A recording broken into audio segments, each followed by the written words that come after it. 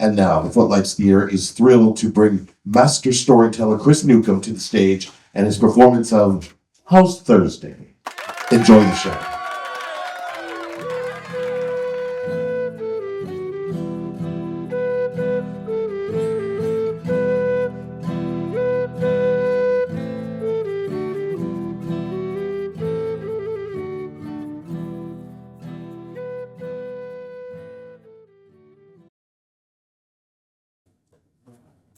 Lost. Ever been there? It is a creepy feeling. It's frightening. I've been lost on several occasions in my life, and each time panic hangs in the air, just threatening to get me, It wants to lure me into its lair. My chest tightens, and then I get this kind of blindness. I don't know how to explain it, but like things go black. And then to make it worse, I start breathing in these short, panting breaths, and then that just exacerbates the situation. And it's frightening. Getting lost is frightening. But it hadn't freaked me out since I finally learned that getting lost and being lost isn't so much about not knowing where I am as it is about something else entirely. Let me explain with a few stories. The first time I was lost was in my own bedroom. I know that sounds absolutely ridiculous, but let me explain. So I was 5 years old. It was pitch black. I got up in the middle of the night to go to the bathroom. So I made my way over to the bathroom. And when I flipped on the light, boom, the lights came on. And it was just, oh my God, that thing with the white tiles and the mirror and the whole thing. It was like, ow, it hurt. It hurt. And then I finally made my way over to the toilet, did my thing. And by that time, my eyes had adjusted. So I go out of the bathroom and I flip off the light switch and then bang, I am in darkness. It was so dark I couldn't see my hands. I've never been like this before. But I figure my bedroom's right over here by the bathroom. So I go down the hall, I get to the bedroom, and now I'm looking along the wall and feeling, and my bed isn't there. Oh my God, where's my bed? I can't find my bed. And then I think, all right, wait a second. If I can get across the bedroom to the other wall, there's a dresser. The dresser has a lamp on it, But man, I gotta walk into nothing now. So I push myself off the wall and I get back. And, oh my God, it just seems huge. And finally, I find the other wall and there's no dresser. And I try the other, there's no dresser.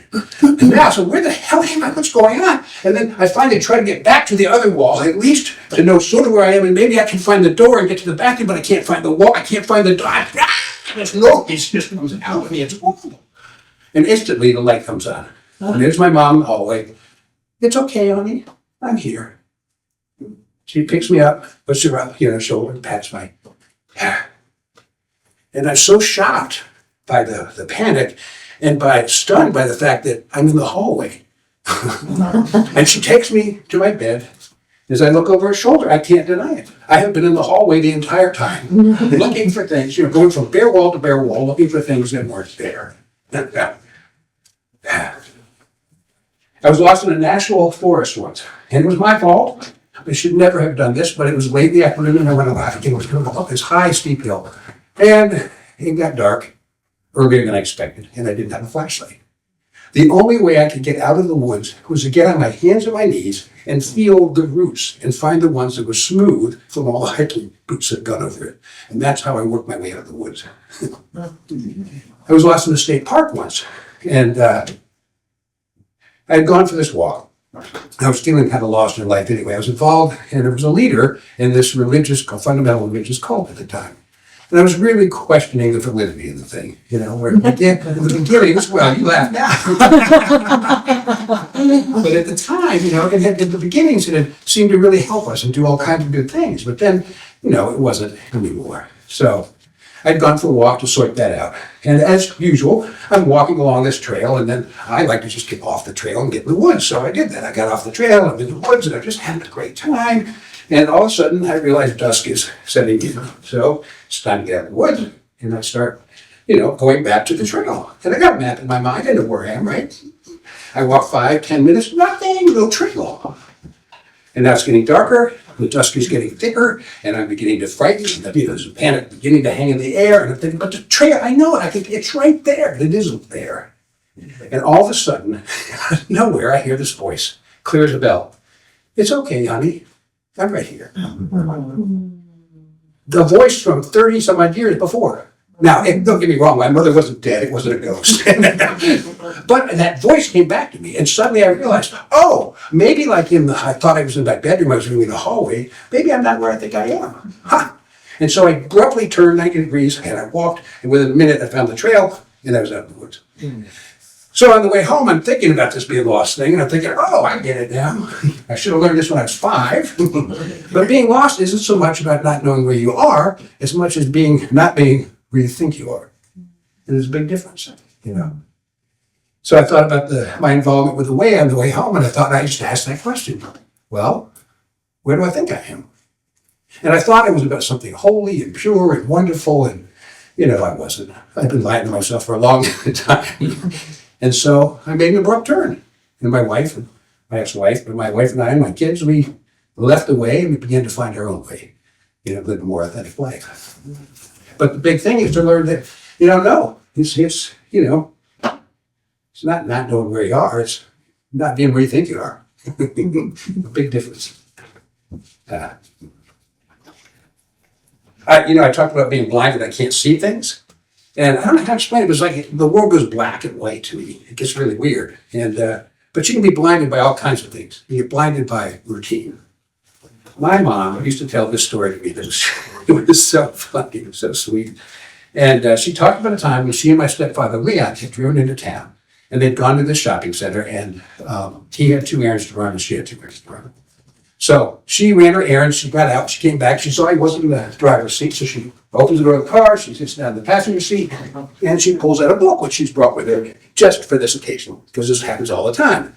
So she's reading along, and she's having a great time, and, you know, 5 minutes, 10 minutes go by, and then it starts to get towards 15, and now she's getting a little, you know, he does this all the time. He just doesn't care about her at all. So she's getting a little miffed. Now, my mom is one of the, I think in 101 years, I heard her swear 3 times. She just was a very prim and proper kind of person. But she said after 30 minutes, as she was in the car, she was just cursing at me. And she's just going for it. And then finally she just went, Ted, I am never going to come into town with you again. I'm going to drive here by myself from now on, and that's it. I'm putting my foot down. And then she realized that last time that this had happened, she did the same damn thing. And she had told him, and that morning she had driven herself into town.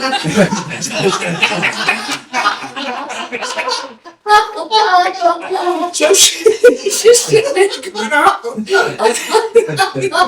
one of the things I love about my mother, she can tell a story about herself and just laugh at it. Anyway, so now she's thinking, well, she'll get out, she'll go around, and then she looks in the car next to her, there's a guy in it waiting for her. So she was too embarrassed, and she just sang. And then drove away. Oh, God. So, blinded by routine, you know? We all do it. I did it just last week. My friend Michael, I was doing WhatsApp on my phone, right? And we're getting ready to go to Mexico together next month. And so I was we were talking about different plans. And I said, oh, I got a picture I want to send you. And one of the things I love about technology now is you can be on the phone talking to somebody, but you can also send them a picture. So I said, hey, I got to get my phone. And I'm just looking all over and then I see Michael on my phone, and it's just, you know, we do it. We all do it. It's crazy. All right, so I got a question for you, and I want some responses if you're willing. And that is, how many of you have either thought of or been asked, if you could have one superpower, what would it be? Anybody? Yeah. I thought you were. Well, now you do it. So, Mickey, what? I would love to be able to just like transport, like snap my fingers and get to where I want to be. Just like that, bang. Yeah. That'd be cool. That'd be very cool. Anybody else? I wanted to fly. Yeah, that'd be nice. I think. I mean, without a plane. Yeah. Anyone else? Time travel. Time travel. Okay. Mood control. What is it? Mood control. Mood control. Wow. Yourself or others? Others? Myself. Or yourself, yeah. That's cool. I hadn't thought of it. Anyone else? Well, I was really surprised when I was asked this question. I thought about it some. You know, I thought at first visibility, that'd be cool, or speed, you know, all that stuff. But what it turned out for me is that I really like to have the power to always know when someone was lying to me. I just hate being lied to. I just hate being made a fool of, being, some fraud. It's just awful. It drives me crazy. My feet lie to me. They do. They lie to me. I have what's called peripheral neuropathy. And it's a nerve condition where the information from my feet doesn't quite get to my brain. And if it does get there, it's not always accurate. So, for example, if I'm standing on a stepladder and I'm working, after a short time, my feet begin to feel like they're sliding off the ladder. And it is creepy, Now, I can look down, and I'm moving. As soon as I look up, Same thing when I'm hiking now. If I hike down a steep trail, my feet feel like they are sliding right down the rock. And it's just frightening. And so what I have to do is sit on my paunches and just scoot down the hill. So the worst was driving. So I'm driving along, and I come to a stoplight, I put my foot on the brake, and if I'm there at a stoplight, I have to hold it for a while. My foot begins to feel like it's sliding off the brake. And because the steering wheel's there, I can't see my foot. And so if you feel like your foot's sliding, you're trying to readjust it, right? And then I take it off the brake, and it's very scary. So I now have hand controls installed in my car. So I drive with my left hand does gas and brake. And when I hike with the trekking poles. And they're fantastic. They're both lifesavers. It's amazing. But this whole being lied to, this being deceived, is kind of one of the underlying themes of the show tonight. Because I just hate it. And also, I think that we all, as part of the human experience, we are deceived. We are fooled. We are tricked. And one of the worst parts about it is we are the ones that deceive ourselves quite often by the stories we tell ourselves about ourselves. This we're not good enough, we're not talented enough, we don't have this, we don't have, we could have had all that BS. It's just unbelievable. So, but the thing is, in the midst of those, I think there's almost always a moment of clarity when we realize this is bullshit. This is bullshit. And at that moment, we can change our story. And that's a really important thing about it. One of the stories that I told myself for an incredibly long time was that I could never afford a home.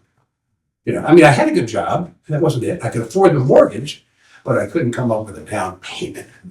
And, it was kind of crazy. I made good money, but I just didn't have a down payment. I couldn't see it. I had paycheck to paycheck. I couldn't see any way to save enough money to get a home. My family couldn't help me, so that was out of the question. And every now and then, I'd look at homes, I'd look online, and I'd get up and look at homes, but anything within my price range, oh my God, water in the basement, leaky roofs, bedrooms were like that wide. It was ridiculous. So it was that was it. I wasn't going to be able to get a home. But and I know, that financial resources are but one way to get the things we need in our lives, right? And when I realized that was what was going on, that was the only thing stopping me. I said, oh, that was my moment of clarity. We're changing this tale. This is bullshit. So, a little background. When Robin, my ex-wife, and I were first married, we were young, and we were broke, and we were too foolish to know better. We were able to get everything we needed in our lives. Now, as I said, we were part of the way, and one of the things that they believed in was, that God would meet all of our needs. All we had to do was believe, take him at his word, believe it. So we were living in the foothills of North Carolina, Western North Carolina, near the Blue Ridge Mountains, about an hour east of Asheville. And, this whole thing about believing was, the key to it we were taught and everything we read was to act as if you already have the thing that you want. Nowadays we call it manifesting things. You have different words in it. So, if you wanted a couch, then you would make room in your living room for the couch. Or if you had an old one, you'd sell it or give it away to make room for your couch. You do some action, So the story I want to tell you involves a 65 Volkswagen convertible, a Beetle convertible, that the engine had blown. It's a silly story.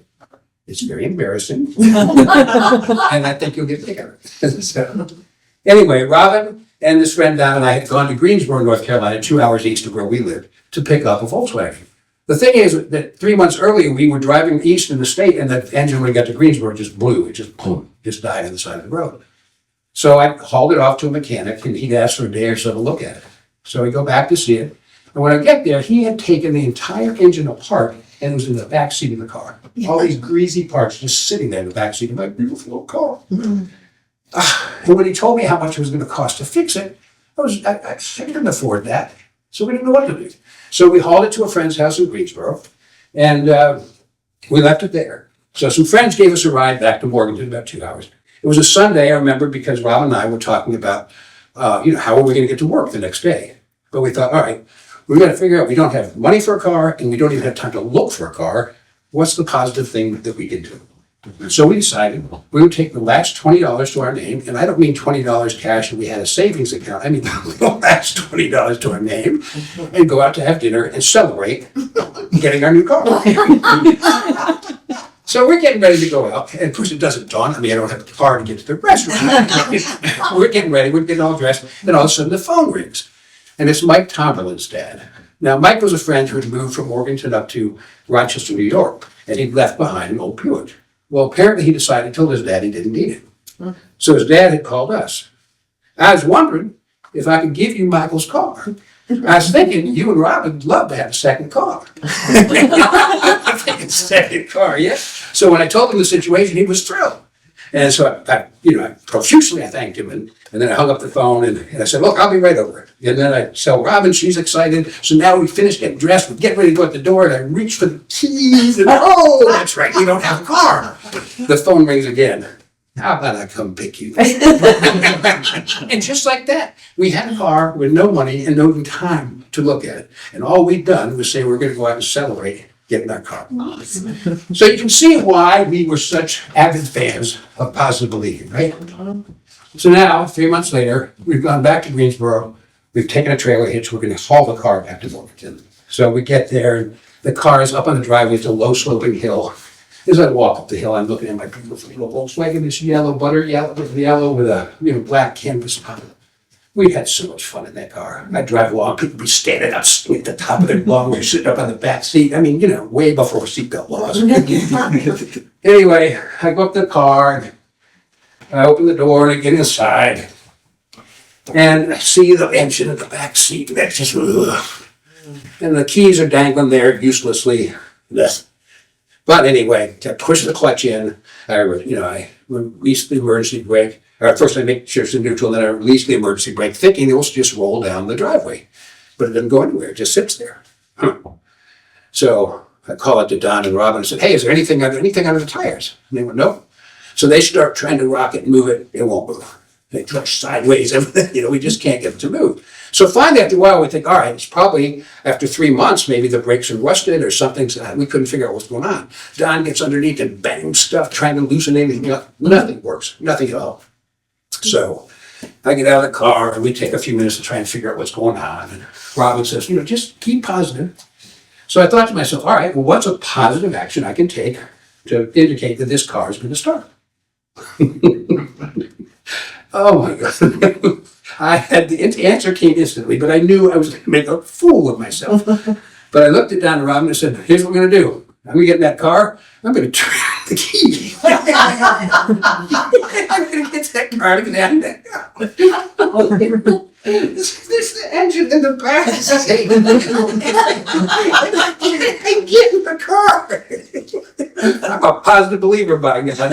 And Robin, even at this point, she's over there, and Don just stands right in front of the car. And I said, Don, get out of the way. He says, why? This damn thing ain't gonna move, brother. And I said, come on. He said, this is stupid as a pig on a pogo stick. The engine's in the back seat. I said, just get out of the way. So he gets out of the way. I push the clutch in again. I make sure it's in neutral. Release the emergency brake. I turn the key. I even give it some gas. And the damn thing rolls down the driveway. And it's just a matter of minutes. We're hooking it up and we're driving it home. Miracle of God, positive believing coincidence. Who the hell cares? All I know is that kind of stuff works for us a lot. Now, 30 some odd years later, I'm looking for a house that I can't afford if I have no down payment for. And I'm no longer involved with the way. So it's not that I'm a religious person or any of that kind of stuff. I don't have any problem with that. I don't believe that it's important what we believe, but I do believe it's important that we believe. So I get thinking about this Volkswagen. And I'm thinking, all right, what's a positive action I can take to sort of indicate that I got this house that I was in? And I didn't know it first. And a couple days later, I go to Salvation Army on Warren Avenue in Portland. And I can't remember what I went there for, but I remember seeing an old table. That table right there. And there's some of it was on sale, of course, and I thought, it'd be a fun writing table to have in my new house if I had a new house. But I didn't have a new house, and my apartment didn't have room for a table. So, whatever, I didn't do anything. Well, a week later I go in, and now it's on sale, half price, like 10 or 15 bucks, something like that. And I think, man, I need to get this thing. But what am I going to do? And then I realized, what if I take the legs off it? I can fit it in my storage area, I bet, if I just shove it under everything. So I bought it, and I took it home, just crammed it in the storage area. Well, the next week, a friend, Reggie Osborne, asked me to help him move, and he had a table he gave me. So I take that apart and shove it in the storage room, and then a week later, I find one on Craigslist. I am buying tables for my house. And I would sit every day thinking about sitting at these tables, writing or whatever, So I got my storage room. I cannot fit anything else in it.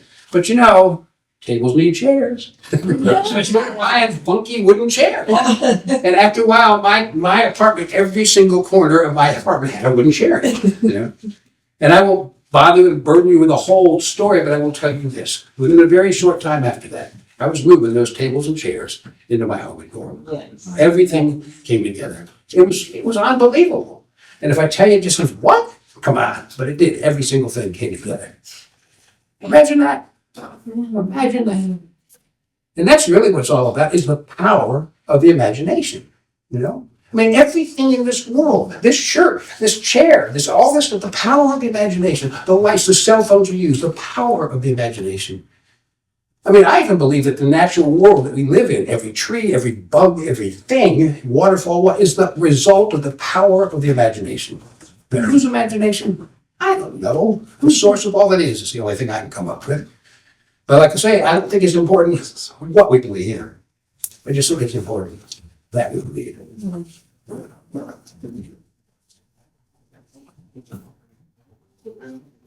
And speaking of believing,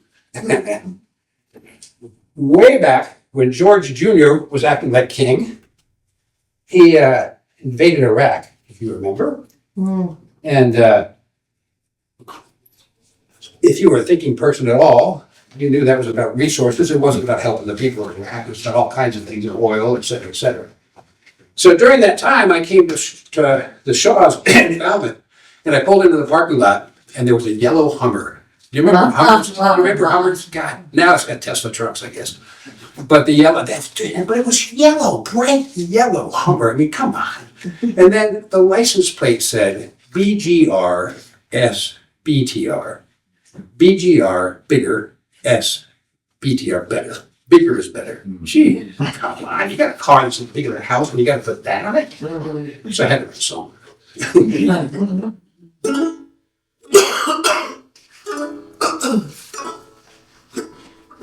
I don't profess to be a great musician. Let's do play a song. I got an SUV, big screen TV. Bigger's better. I got lots of toys, making lots of noise. More is better.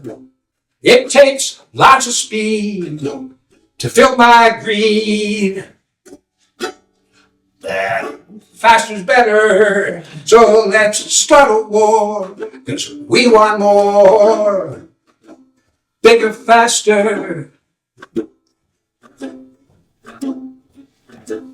Here where freedom rules, it's been abused, been made a mockery by those oil boys with their decoys. Oh, say, can you see how freedom reigns in their domain, but not for you and me.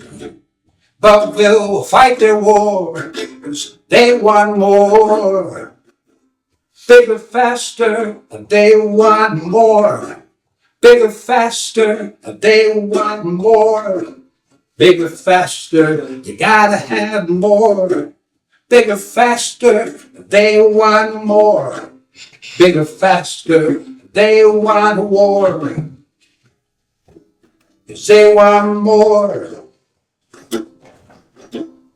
The story of the human race. Sorry. So sad to tell. They found themselves here on planet Earth where they built hell. They turned their skies into smoke and their hearts to steel, but kept busy so they wouldn't feel. They wanted more, bigger, faster. They want more, bigger, faster. They want more, bigger, faster. They want more, bigger, faster. They want more. They want more. The story's not over yet. We can still choose. Say no to war, yes to peace. The bullies lose. And we can change the sky to blue. We can find some ways to live on earth in peace, my friends. But we don't need more. Bigger, faster, we don't need war. Bigger, faster, we don't need more. Bigger, faster, we don't need war. Bigger, faster, we don't need more. We don't need war.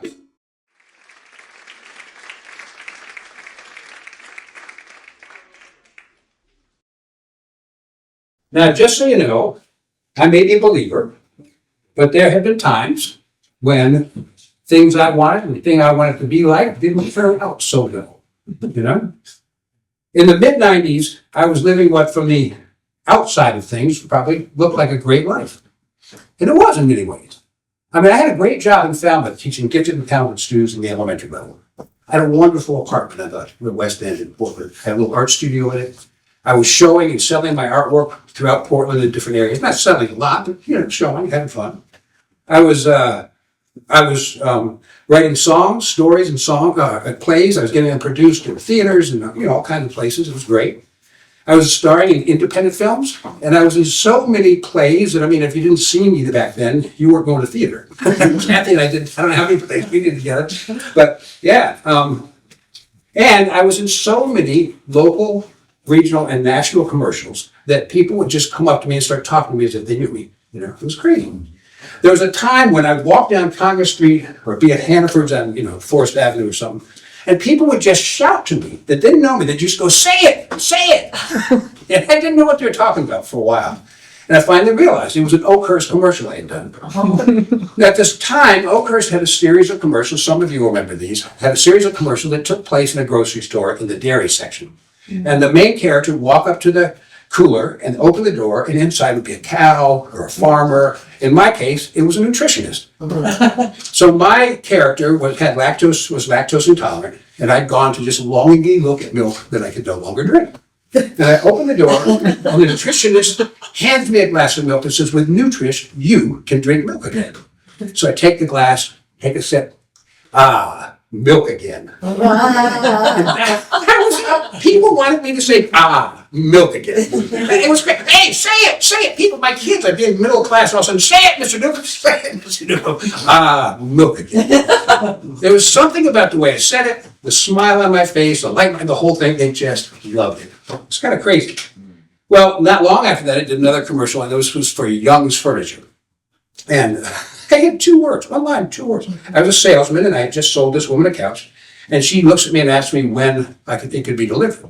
So I look at the clipboard in my hand. I went, how's Thursday? And then people wanted me to say, how's Thursday? How's Thursday? So now when people said, say it, I didn't know if they wanted how's Thursday, milk again, whatever. It was crazy. But anyway, so here I am doing all these really cool things, right? I'm doing commercials and I'm teaching and I've got my artwork going and I'm in theater. It's just wonderful. Except I was always broke. Just dead broke. You see, I was 40 years old when I started teaching. So, yes, I got a great job, but I was getting a beginning teacher's salary. And I was a divorced father with 4 children. To pay my rent and child support and everything, no, that would not work. So, of course, I had part-time jobs. So I did catering for Black Tie Catering. I did, oh my God, so many things. I was selling my artwork, I was doing my theater, I was doing after school programs, summer programs, just constantly working to get by. And, you know, if I was 20, in my 20s, that'd have been fine. But I had been doing this for 20 years. I was just getting beat down by being broke all the time. At this time also, I was driving a series of cars that I call my buy the sticker cars. And I don't mean I bought them by the price sticker. I bought them by the inspection sticker. If a car had an inspection sticker that was good for 9 to 12 months and it cost $500 or less, it was my car. I had a series of cars, so many different cars, but they were great in many ways because I didn't have to worry if the brakes were going to go, I had to line the tires, was the exhaust going to fall. It didn't matter. It was going to last 9 or 12 months. I was going to junk it, get rid of it, and get another one, right? And $500 was a lot cheaper than $200 or so a month for a car payment, which I couldn't afford. So, you know, I got all these junker cars. But another great thing was I got to drive Hondas, you know, Nissans and Toyotas, all kinds of different cars. I did have a Chevy Chevette, which I nicknamed a Chevy Shove-It. It was a horrible car. My favorite of all these $500 cars was my Datsun 280Z. Now, if you remember Datsun 280Z, these things were low-slung, sleek. Oh, this was a silver one, too. And, oh, man, it was sexy. And it made me feel sexy driving that damn thing, right? And of course, by the time I got it, at $500, it was pretty worn out. But it still made me feel good, and it was fast. Oh, my God, this thing was fast. And Jesse, are you here? Yeah. You remember it? Yeah, a little bit. Anyway, so I love that car. It was really great until, and this is the downside of these $500 cars. It's my metal sticker. I was driving home from a rehearsal in Portsmouth, New Hampshire, and it just conked out on the side of the road. Now, luckily, it was like 11 at night in February. It was raining and cold, and I pulled off and got off at a gas station. And I pushed it into a parking lot, and there was a phone booth. So I called the theater, and luckily the director, who was from Portland, hadn't left yet. So he picked me up and he brought me back up to Portland. So the next day I took the day off to find another, to buy the sticker car. So, you know, we didn't have the internet back then, so you had to get a paper. I had to go down and get a paper and Henry's or whatever you call that thing. And I'm looking. I found another car. It was in South Portland. It was a Plymouth Reliant. It was white. It was a box. It was an old man's car. There's no doubt about it. But it was a Plymouth Reliant, right? I'm thinking, this is reliable. So I don't have the money, but I borrow it from the catering company, which, you know, with the idea they're going to deduct it from my wages. So that night I'm driving down to Portsmouth, and as I'm driving, I'm thinking, God, I hate this car. I just felt not only it looked like an old man's car, it made me feel like an old man. And I'm thinking, I got to deal with this for 9 to 12 months. And then it didn't really matter because when I drove home that night, as I pulled off the interstate, went through the toll plaza, so I called a friend of mine, Jerry. She let me use her AAA number to get it hauled off to a mechanic who would look at it the next day. By the time I get home, it's sleeting. You know, it's getting nasty. Well, the next morning I wake up and I can't afford to take a day off from school, another day off from school, but there's 3 to 4 inches of slush on the road. It's just disgusting. And I'm up on Washington Avenue at one point, and I'm just hitchhiking. The cars, they don't move out of the way. And I am so soaked, just everywhere. I'm just soaked. My boots are just soaking wet. My pants, and they're filthy with all the gray, slushy crap. It's just, And there's no way that I can't think about the fact that at that very moment, some of my kids are being dropped off at school by their nannies in the family BMW or the Now to say that got to me is an understatement. I called the mechanic at lunch. Car was a piece of crap. He said, that sticker shouldn't have been on the car. Somebody did somebody a favor. They fooled you. They stole your money. So now I am within 24 hours, I'm out another car and $500. I get a ride with the teacher. They give me a ride, to Lower Congress Street. And I remember I'm walking up Congress Street to get to Monument Square, and I'm thinking if one person comes up to me and says, say it, I'm just going to shake them by the shoulders and say, it's a lie! It's all a lie! I had it. I was beat. I was absolutely beat. So tired. I was so tired of being broke. If you've never been broke, it is hard. It's nasty, And if you see homeless people, you think, wow, they're lazy bullshit. That's one of the hardest jobs in the world, just to keep alive. Yeah. Anyway, I don't remember how I got the next car. I don't even remember the next car. I know I didn't have the money, but somehow it all came together. I'm fairly certain I just blocked it out because it was too tough a time.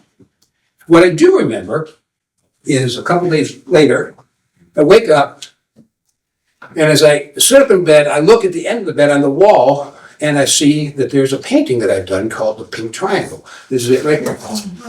Now, it's maybe funny to call it Pink Triangle since it's mostly greens and blues with spatterings of pink, but that's to me what it's all about. Anyway, you know how when you buy a piece of art or you rearrange your living room or maybe you get a piece of furniture or something, and when you do, when you first get it, you just every day you sit down and you look at it and you just, oh, I love this. This is really great. And, that goes on for a while, and then after a while, you just move through your house and you just forget it. So this is one of those things I suddenly looked up. I hadn't seen this thing for months, and I began to look at it. I just took a couple of moments, and I thought, that's cool. Now, because I didn't have much money, you can understand that I couldn't afford the art that I wanted in my house. So what I'd done was I made my own art. And I had made over 120 pieces of art. My walls were covered with art. I had paintings and drawings and, you can't imagine. I had sculptures, wire sculptures, metal sculptures, plastic sculptures. It was wild. I had, cartooning and pottery, just everywhere. Most of my friends, when they came and visited, said they loved my apartment. It inspired them and it made them smile, And so that was great. Anyway, I get up that morning and I thought, So I walked around my apartment and I looked at every single piece of art.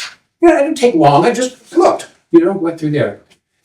So I don't remember the rest of the day. I do know that when I came home that day, I went in the kitchen to make dinner. And I remember I'm reaching up to get a plate. And all of a sudden, that plate flies through the air. It hits the stair that's going up to the living room. It crashes into just pieces like crazy. I'm like, whoa! And it made the most satisfying sound I've ever heard. What? Another plate. Bang! Then bowls. Bang, bang. I was out of my freaking mind. But I got down to 3 plates. And I stopped.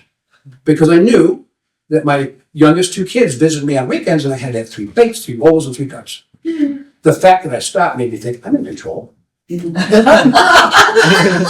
Now it was glassware. Man, that was fun. I was just throwing. It was unbelievable. I can't believe I didn't cut myself. When I'm done in the kitchen, I just kick my way through and I get into the living room. And now it's artwork. I started pulling canvases off the wall. I'm breaking frames. I'm tearing stuff and throwing it on the floor. I went through my apartment, bang, bang, just tearing, breaking sculptures. It was unbelievable. When I get done, I kicked my way through this stuff and sit in a chair in my living room. And I'm not kidding you, the stuff was anywhere from 1.5 to 2.5 feet tall. It looked like a tornado had gone through my apartment. And I'm looking at it, and I'm thinking,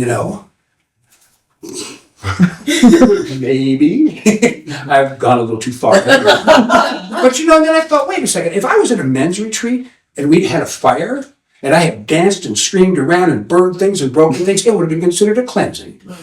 But I was in my apartment, that's all I had. Maybe I was okay. So I'm sort of sitting there thinking about it, and all of a sudden, there's a knock at my door. Oh, God. I thought about it. My neighbor's downstairs. What the hell? It must have sounded like the down. I'm thinking it's Natalie, my friend, I can't remember their names right now.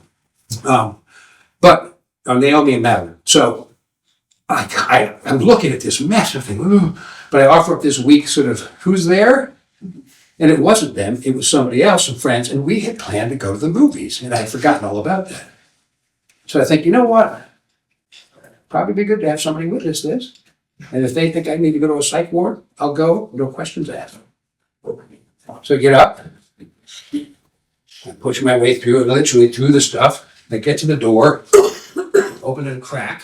And I said, you're going to be a little surprised about what you see, but I think I'm okay. So I moved the stuff out of the way, opened the door, and they wouldn't even step in. They just looked in and went. And then they looked up at me, and I looked at them for a moment, and I said, I told them what I'd done, and I said, I think I'm okay, though. And their response, it just tickles the crap out of me. They are good people, and they meant well, but they looked at me and said, well, do you still want to go? I couldn't believe it, but do I still want to go to the movies? And they meant well, don't get me wrong. But I said, no, I think I need to sit and be with this, and I need to clean this mess up. So they leave. I went back and I sat down. And I looked at all the stuff and whew, what a mess. So after 3 or 4 trips down to the trash area in the basement, with broken art and dishware, I sit back down and I look and I realize I've got like over a dozen pieces of art that I haven't touched in my living room. And then I got up and I went through the apartment and gathered all these pieces. And I had 40 or 50 pieces of art that I had not destroyed. And then I remembered that morning, when I went around, I wasn't just looking, I was taking an inventory. I didn't know what I was going to do. And to me, that's one of the strangest things of this whole story and this event. How did that? I don't know. But because when I went through, grabbing things, there were some things I just walked around. It's unbelievable. So I gathered all those pieces in the living room and I looked at them. And I thought about it and I thought, people always tell me that they like my art and that it makes them smile. And I thought about the commercials and how people said it made them smile. And people in general like my smile. And so I made a decision. See, I thought that if I'd worked hard, there was a good person, everything was going to work out the way that I planned. But it wasn't, And I think it just had it. I felt like life had cheated me, it was betraying me. So I decided that night that if the world wanted my smile, it was going to have to give me something to smile about first. And so I packed up all of my art and I put it in a couple boxes in a trunk. And I put it in the basement. And I packed my smile away as well. I didn't smile anywhere. Now I know a psychologist could have a hate in with this, but that's where I was. I think for the first time in my life, I was finally in a place where I said, you know how I feel about this? Fuck this. See, when I was a kid, my family moved. I lived in 8 different states and went to 11 different schools before I got to high school. And we were not military. We were just a screwed up family. I went to 4 different high schools in 4 different states. Never once in all of that time did my mother or father ask me, how do you feel about this? How are you doing? What do you think? Never once. I think for the first time in my life, I was saying, hey, you know how I feel about this? Fuck this! And so I put this smile away. Everywhere except at school and with my own kids. Please come on, But even there, I bet I was only firing at 60%. The rest of the time, I used to walk down Congress Street. I couldn't get down the street without running to 5, 6, 7 people. We talk about things, our projects, all the things we were doing. Now I just try to get by without even saying a word. If they caught me, how was I? Grunt and go. And I know that when you're in a place like that, if you decide you're not going to smile intentionally, man, that just makes it worse. You're dragging yourself down into despair and depression. I knew that at the time. I knew that, but I didn't care. I was done. I was fried. Well, 6 months go by. I told myself I was not going to cry during these stories. I'm walking down Park Street in Portland. And all of a sudden, I had this smile on my face, this big smile. And I thought, all right, what's going on? And I look, and it's a tree. But it's not really the tree. It's the way the light's going through the leaves and dancing on the leaves, and then the shadows the leaves make on the sidewalk. It was just fantastic. Now, I've always loved nature. I've always gone out to nature a lot to, just soothe the soul. But there was something about this moment that was just unbelievable. And I think, perhaps, it was the fact that I had said to the universe, I'm going to smile till you make me smile. And it had just done that. So I paid attention. And on the way home, I found myself smiling even more. I heard, kids playing in the regular playground. A dog barking in the distance. A cloud maybe going over, I don't know. But just I paid attention. So for the next days and weeks, I paid attention to what made me smile and what really brought joy in my life. And I had thought the financial, abundance and the recognition was going to do it. But no, for me, it was the simplest things. It was watching my own kids growing up, making good decisions, becoming good, kind, and caring human beings. It was watching my kids at school, challenging assumptions, challenging socially constructed norms and providing a safe place for them to do that. It was just, and my art, my God, it was the doing of it. It's not necessarily the selling, it's the doing of the art. It's the creating a character. It's the writing the story. It's the creative process itself is what brings me joy. And once I realized that, So it wasn't the universe holding back from me or life holding anything back. It was me. Me not looking at what was right in front of me all that time. Now, had I learned anything new? Oh, hell no. Buddhists have been talking about this for centuries. Almost every major philosophy and religion somewhere has it in there. I just had to learn it because I'm a human being. I had to learn it myself. You know? So, I don't know. I look back at that time in my life, those 6 weeks or 6 months when I didn't smile, and I think that was just my great big elimination diet. I said no to almost everything. I wasn't going to smile till the universe made me smile. But when it did, I paid attention. Ah, more of that, please. I have just published my memoir, Standing at Tables. It's about 30 years of teaching gifted and talented kids. And I'm really thrilled to have it here. I have some copies in the if you'd like to get one. Even if nothing else, I'm going to read from the back. From the back it says, Standing on Tables brings you into the author's classroom with stories of interesting, complex students, interspersed with stories of his own struggles and victories, and some thoughts on educational issues in America in the early 21st century. You'll meet some amazing young people with bright minds, weird traits, wild ideas, and great senses of humor. At least 2 of them are right here. You'll hear some outstanding teachers. You'll gain insights into the thinking of bright, creative young minds. You'll meet students who learn through their hands rather than traditional academic processes. You'll meet engaging, talented students who struggle daily to survive in a world that is not made for them. And all along, you'll find a teacher working to make sense of his own life and trying his best to provide an open, safe, creative environment for children who are uniquely different, while the system around him conforms to standards and programs demanding consistency rather than creativity and differentiation. And hopefully, you'll find some of yourself here as well. So that's available. I also have another book. It's called The Stories We Tell Ourselves. And the story I'm going to tell now, this next story is in there. And some others. This is a story, a book of myths that I've written. The next story I'm going to tell you it's a myth that I wrote. And I started writing myths when I was teaching in Falmouth in the elementary school because we had a book there called In the Beginning. And, the only story I'd ever been told was the story of Adam and Eve. It never really worked for me, but that was the story. Well, then I started reading these myths, they're called beginning myths from all over the world. All these cultures have these bizarre, wonderful stories. The turtle that is the beginning of the earth, or all kinds of things. So then I read all those and they were cool, but they still didn't do it, so I wrote my own. And I used to have my kids write their own myth, beginning myth. So this is a myth of mine about wonder. And every culture has wonder tales. But again, this is mine. Long ago, when the earth was still flat, there was a young man who had an aching in his heart. It was an emptiness that longed to be filled with wonder.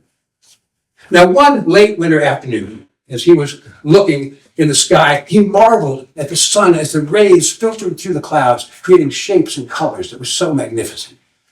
As the sun set behind the bare trees, it looked as if the trees themselves were on fire. And suddenly he found this empty place in his heart was satisfied, briefly. And without knowing it, he found himself running down hills and through fields, running to the crest of the hill where the sun was setting, thinking to himself, if I can follow the sun to the end of the earth, my heart will be filled with wonder and be empty no more. Of course, when he got to the crest of the hill, the sun had moved to the next. And so he ran down and tried to, the sun had moved. He didn't care. He was going to follow the sun to the end of the earth because he knew there was wonder there. Now, of course, when people found out about this, you're a fool! What a fool we got here! You crazy fool! There's no end to the earth.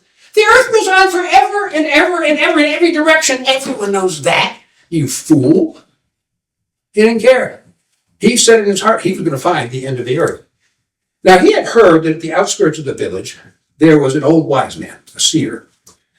So he goes through this path, he climbs up this hill, and sure enough, sitting in front of an old stone hut is an old, scraggly beard, long hair man sitting there holding a sign. But the sign's turned around, he can't read anything on it. He says, oh, are you the seer? Yeah, I've been expecting you. Oh, well, then you know why I'm here. I must find the end of the earth. Can you show me where the end of the earth is?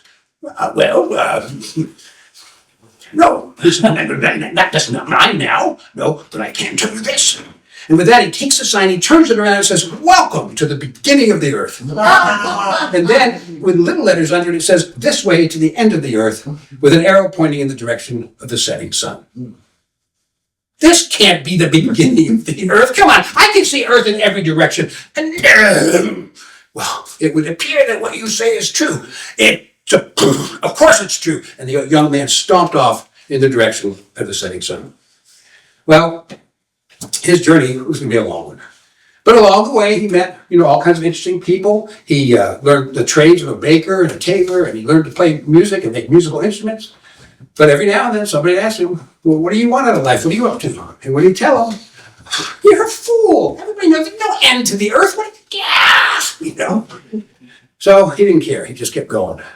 Now, from the very beginning, a line of people had been following him. And as far as he could see back, all the way up over to the horizon, there was always a group of people following him. So anyway, he's going on, and weeks pass, months pass, years pass. And finally, he's beginning to realize, I just don't, there is no end to the earth. This is ridiculous. What am I doing? And he's about to give up when he comes to the crest of the hill and he looks up ahead and there's a line of people. He goes, "Oh, and they're going up over there. What are they doing?" So he runs to the line of people and he says to the last person, "Hey, where'd you go?" I don't know. Let me ask. "Hey, where are we going anyway?" "Where are we going anyway?" One by one, they call out, "Where are we going? Where are we going?" Until it goes out on the horizon. And then it gets really quiet for a really long time. And then one day, in the line of people behind him, he hears this calling out one after the other. Finally, the last person behind him said, "Hey, where are we going anyway?" "We're going to the end of the earth, because there our hearts will no longer be empty no more." "We're going to the end of the earth, our hearts will be empty no more." And on it go, one to the other. "We're going to the end of the earth, our hearts will no longer," until it gets quiet for a long time. And then one day, in the line of people in front of him, one by one, they're calling something, finally, the last person says, "We're going to the end of the earth, for there our hearts will no wonder and be empty no more." This is wonderful. I have been seeking the end of the earth my whole life. Can I join you in your search for the end of the earth? "Well, of course you can. Come on." And so the young man got in line with the people who were seeking the end of the earth, because he knew that his heart would be filled with wonder and be empty no more. Yeah. It's kind of like what people do a lot, follow themselves around in circles. Well, luckily, at the crest of the next hill, guess who he sees? That old wise man sitting in front of his hut. He'd got his sign turned around again. He gets out of line, he runs up to the old man, says, "Why, you? What are you doing? I came here years ago. And you sent me this way to the end of the earth. And now here I am now at the beginning once again." "Oh, this is not the beginning of the earth." And he turns the sign around and says, "Welcome to the end of the earth." "What? Why'd you send me around the long way?" And then finally, and the old man says, "What is it you seek at the end of the earth?" And so the young man tells him his whole story about how if you get to the end of the earth, his heart will be filled with wonder. And the old man said, "Yes, there is wonder at the end of the earth. Come, sit with me, and you will see the end of the earth." So the young man sits with him, and they sit and they look, and they're watching the sunset. He's seen a lot of sunsets in his life, but this was a pretty magnificent one. And the sun goes down, and the sky gets that sapphire blue, and then finally it's sunk over the horizon. And now I can see the silhouette of some mountains, a reflection of some light on a lake. I can still see earth in every direction. I don't understand. And the old man says, "Oh, I see your problem. You're looking down to the earth. Look up." Oh, and there was the stars, just constellations shining brightly in the moon, and there was Venus, red as it could be. The old man said, "Welcome to the end of the earth. From here on out, it is nothing but stars and space and galaxies of wonder. You are looking at half the visible universe. There is wonder here." And the young man looked up, took a deep, deep breath, and his heart was filled with wonder.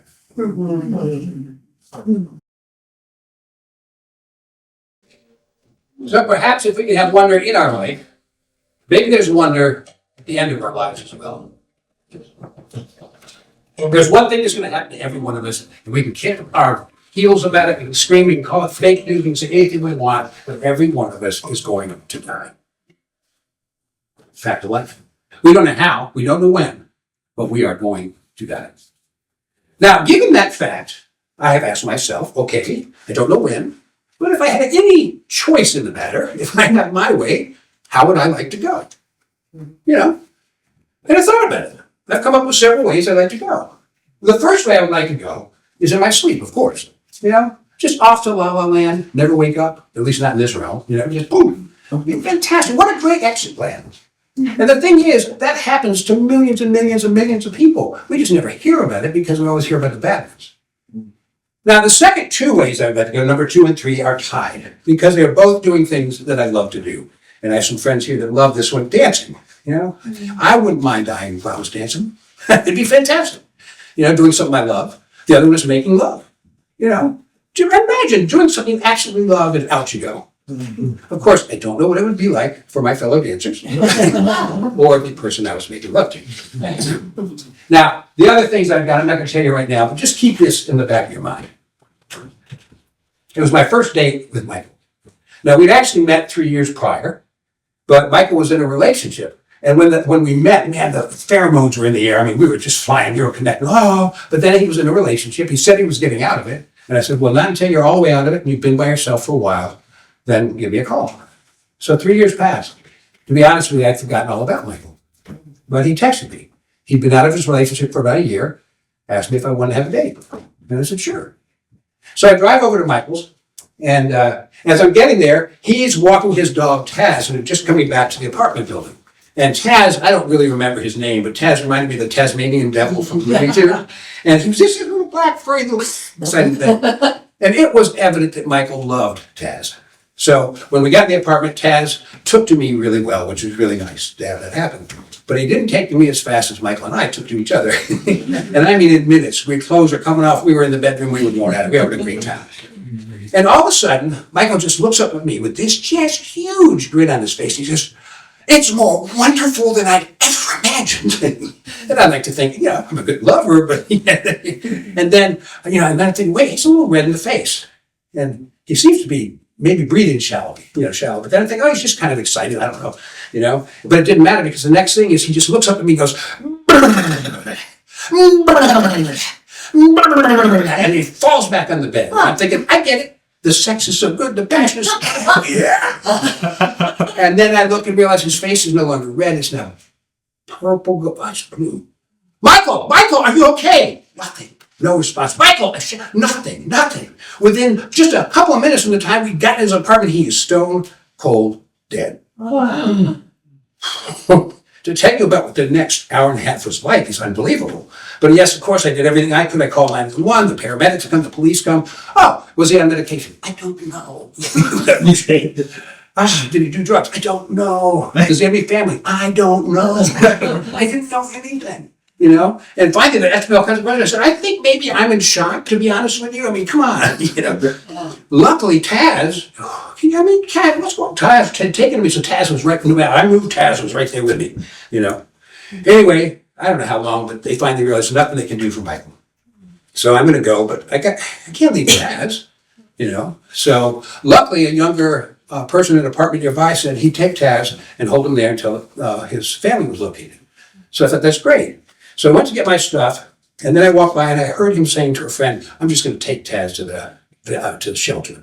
And I thought, I can't do that. Michael loved him. So Taz and I now, about an hour and a half, I think, after we got there, Taz and I both stunned out of our freaking brains, going back to my house in Gorham. And luckily, a mutual friend called me that night. I don't know how he figured this out, but he called.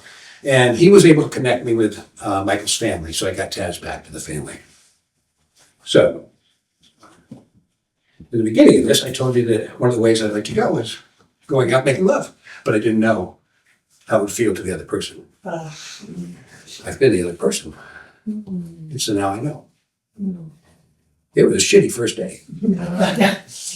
But Michael, he left this world as a huge ass grin on his face. And And I gotta tell you, it may have been a shitty first date, but I got to witness this human being leaving this plane with a smile on his face, joy in his heart, and a raging heart on. It was fantastic. Nice exit, if you ask me. Now.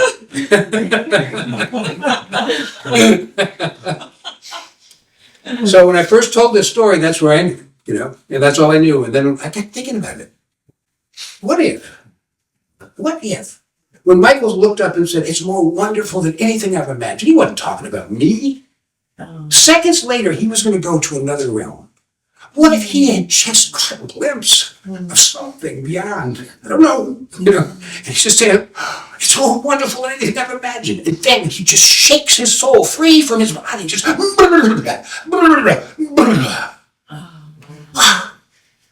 maybe there is wonder at the end of it all.